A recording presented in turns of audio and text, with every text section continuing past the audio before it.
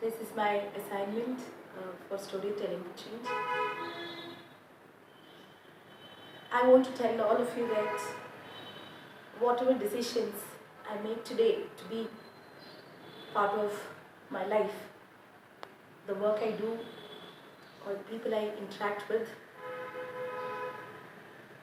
a lot of connections to my past, and the reflection what I made is my story that I'm going to share with all of you.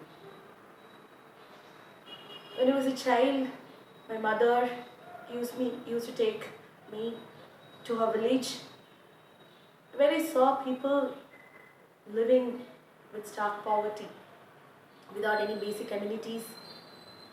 In Indian villages, the caste system was so prevalent that there are divisions. People with good access to resources, amenities, they all form a part of community and live in a different space. And people who do not have even the basic needs for their drinking water or sanitation or the basic place to sleep. They all lived in huts. So I always wondered why there's so much of inequality.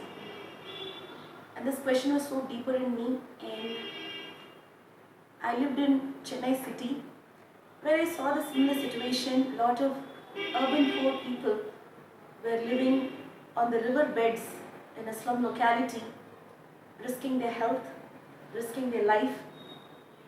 All these fellows, what I noticed is they worked very, very hard.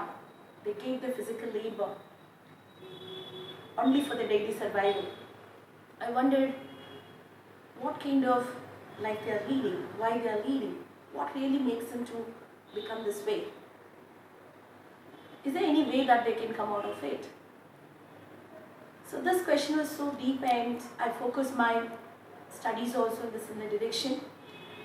And I was very sure that when I was a kid I cannot work with systems and machines, and I want to work with people. I took up psychology as my graduation.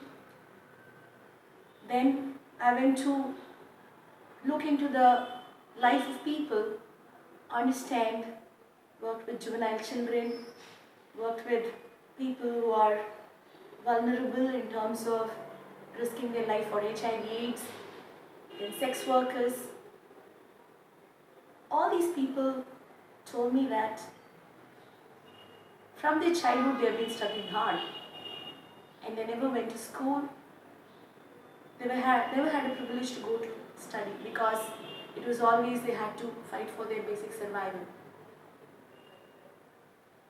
So I chose to do my master's in social work, where I got inspired by a visually challenged person where I worked as a scribe for him. And his father was an ordinary tea seller, but this person, though he was visually challenged, he had wonderful English to talk. At that point of time, I could not even speak one sentence properly. I always wondered how it was possible for him. Then that friend told me that it was like his personal motivation and right opportunities that connected him to come up that far in his life. So I felt that I need to do something for this cause. Maybe bridging this inequalities, creating right opportunities at the right point of time for the people so that some difference can bring in their life. I went to specialize after that in social medicine, where there was a passion for me to connect between what is poverty, what are the push and pull factors for the people, and what are the things that help people to come out of it. So one day I was walking on the streets of Chennai city, where I saw two situations which really deeply inspired me. One was a person who was, after the long tired day, after collecting the scrap, he was lying down on the pavement. Just few meters apart, another kid was sitting and studying under the street light, whose father was a construction laborer. Again, he was sleeping on the footpath, and this child was studying. I went to build a conversation with the child, and I asked him, "What are you doing? Where do you go to school?" He said he doesn't go to school. There's a teacher who comes and gathers all the children and in a small community hall, and Every day she teaches something and he wants to study. And that's how we got that opportunity to do it. And he wants to become a teacher and help a lot of people. So while I was building the conversation, it took back my past and where my childhood was also very struggling to go to school, and I went to school where there was not much of resources or amenities. I used to walk 11 kilometers and my mother was not educated, but every time she told me something, we all work hard to give this education for you, but if you're getting educated, you can help a lot of people. And come back, study under the kerosene light. But I truly believe that after meeting this child, education, a purposeful education, can uplift the people from the poverty of imagination, poverty of resources. It's not just bread and butter. So what you need to give is an opportunity. So this was a turning point for me to understand that I had to work closely with children, and the earlier we bridge that opportunities for them, the better they become, and they become self-reliant. So, which motivated me to start an social enterprise. Fortunately, I met my companion, my life partner, who was pretty good, who wants to do something in the similar line. And we both together started working from the bottom for the people.